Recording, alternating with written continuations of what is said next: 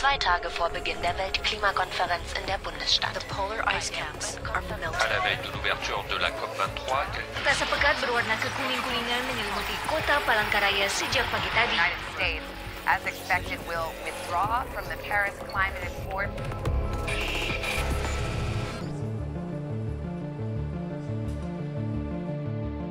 November 2015, the 21st United Nations Climate Change Conference, or COP21 in Paris. World leaders gathering to address the global existential threat of a warming climate. Even so, coverage was initially overshadowed by security, terror, after multiple shooting and bomb attacks in the same city just days before. The agreement, though vague and non-binding, did at least win back the headlines. Leaders promised to reduce their carbon output as soon as possible and to do their best to keep global warming below 2 degrees Celsius. There was this burst of news coming out from Paris that the world had come together and that there was this agreement on tackling climate change. There was this narrative that Paris was the last best chance to save the planet. So there was this incredible pressure to sell the results as a victory, and the media followed suit and engaged in a lot of depictions of kind of corporate and government backslapping. The International Collective on Environment, Culture and Politics tracks climate change coverage in media around the globe. Media interest spiked when Barack Obama attended the Copenhagen climate talks in 2009, but then climate change all but disappeared from view until Paris. The United States will withdraw from the Paris Climate Accord.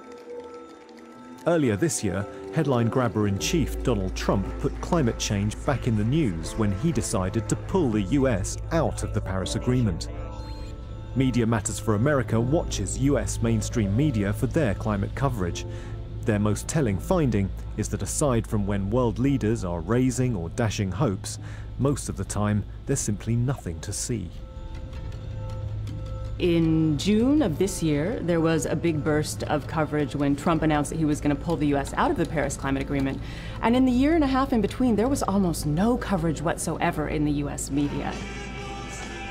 During the presidential election campaign, there was not a single segment about how the election would affect climate change.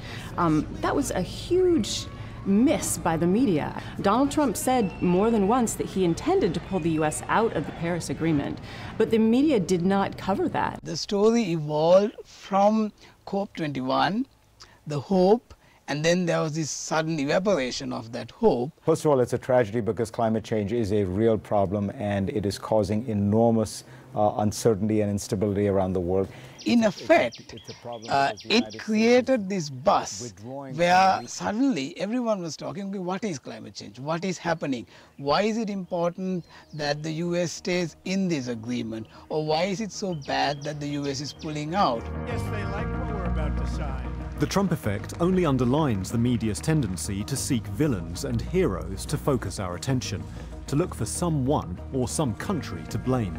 For a while that was China, but because China signed on to the Paris Accords and also has made a massive investment in renewable energy, that no longer washes. In contrast to Trump, the media presented Justin Trudeau, the Prime Minister of Canada, as a kind of environmental Adonis. But in fact, Trudeau has approved a whole suite of fossil fuel projects, tar sands pipelines, Arctic fracking, liquefied natural gas plants, all of which absolutely obliterate Canada's Paris targets. Environmental journalism was more about the drama of the players involved and less about the actual discussion of the planet. With Donald Trump withdrawing the United States support, I think there's more and more opportunity to start raising questions about who are the human lives on the ground, who are the people that are being affected. Climate change impacts are all around us.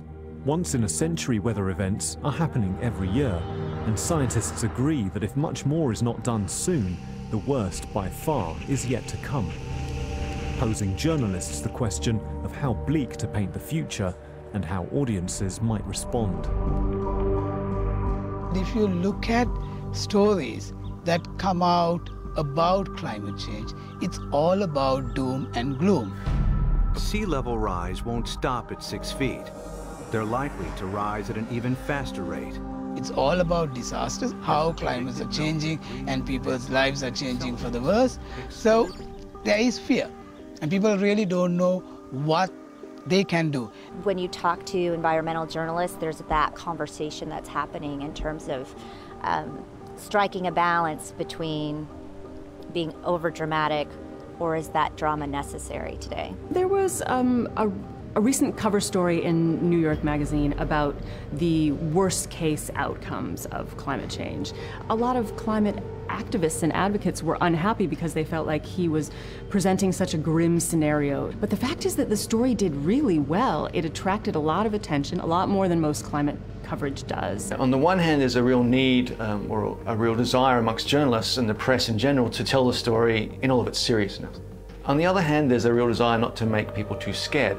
When we narrate future scenarios, there's a gap in the reporting between what the future looks like and what we can do in the present. So the tricky part about climate journalism is that often the climate change impact happens in a slow motion. We will be underwater if nothing is done.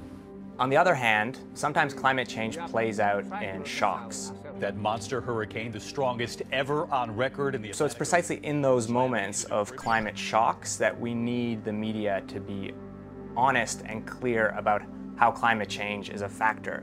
But it's often at those moments that they most shy away from talking about it. All right, so while the media politicizes yet another tragedy... Don't politicize a tragedy. A call often heard in the wake of destructive weather events, masking the inherently unjust way in which climate impacts are felt and caused. Over the past 30 years, more than 70% of greenhouse gases were produced by just 100 major companies. And while corporate media often turn the spotlight on consumers and national governments, big business and the capitalist model itself are seldom examined. If you look at the media reporting, you will see emissions coming out in the form of countries. Like, this is how much India is doing it. This is how much China is doing it. But the amount of carbon China pumps into the atmosphere may be overestimated. The natural reaction is, oh, the governments are responsible, not corporates and companies and industries.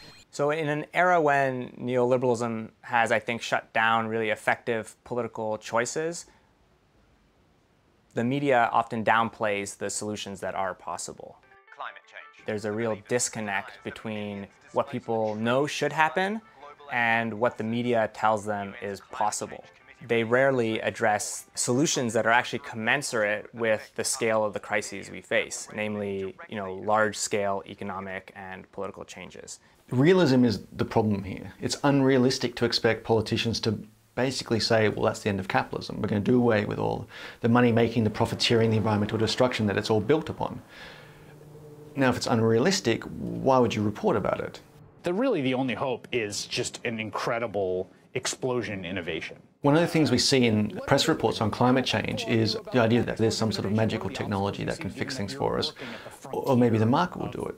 It's kind of a faith in something beyond humanity to solve the problem that we've created. The barriers to combating climate change are not technological, they are political. And sometimes this fixation that scientists are going to come up with some new technology that's going to be a magic bullet distracts us from the action that we need to be taking right now. For some, action is not an option, it's a clear and present necessity. Indigenous and tribal peoples all over the world have long resisted the extractive industries that have robbed them of their lands and rights. Environmentalists recognize Indigenous struggle as a crucial front line in the fight against climate change, but the media seldom see them as more than a side note. Late last year, the mainstream media did finally descend on North Dakota to report on the Standing Rock Sioux tribe's resistance to the Dakota Access Pipeline. But journalists only showed up in big numbers when water protectors were subjected to violence that provided the kind of live, telegenic flashpoint that most climate change stories lack. It didn't become a major story for legacy media until it no longer could be ignored. The night of November 20th, when police used water cannons on water protectors in sub-freezing temperatures.